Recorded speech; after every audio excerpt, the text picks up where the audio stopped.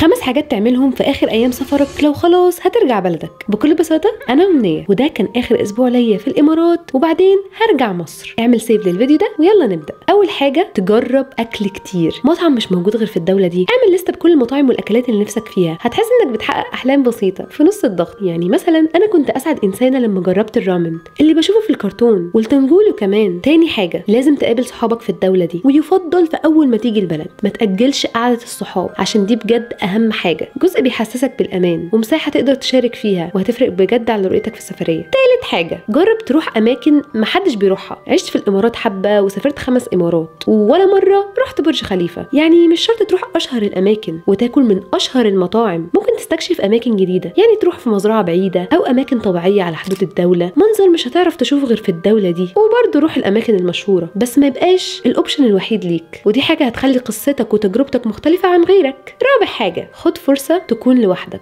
ايوه، وتقضي وقت لوحدك اكتر. لما بنكون لوحدنا في دوله مختلفه بنقدر نعرف نفسنا اكتر من غير ما حد يكون بيأثر علينا، ولا اصحاب ولا مجتمع. فبتقدر تعرف انت مين بجد، انت مين من غير تأثير اللي حواليك عليك. وحاول تكتب كل حاجه اتعلمتها من السفريه وكل درس اتعلمته عشان ما تنساش. خامس حاجه ودي الاخيره، انك ما تلومش نفسك على اي حاجه غلط عملتها في السفريه. اكيد انت مش قاصد، فما تجلدش نفسك لما يحصل حاجه غلط لانك ما كانش عندك الخبره انك تعرف ان دي غلط. طب ما ده الهدف، انت بتعمل غلطات عشان تتعلم. انا مثلا كل فلوسي وكروتي اتقفلت وفضلت في الشارع عادي، الدنيا ما انتهتش. الحياه فن اكتر من كده، ما تاخدش الحياه بجديه. احنا عباره عن جسم في كوكب بيطير في مجره، فما تاخدش حاجه بجديه. اصلا عايز ليه تسافر مكان وترجع زي ما انت نفس البني ادم اللي سافرت بيه؟ بس في الاخر اوعدك بانك هترجع بشخصيه احسن من شخصيتك القديمه.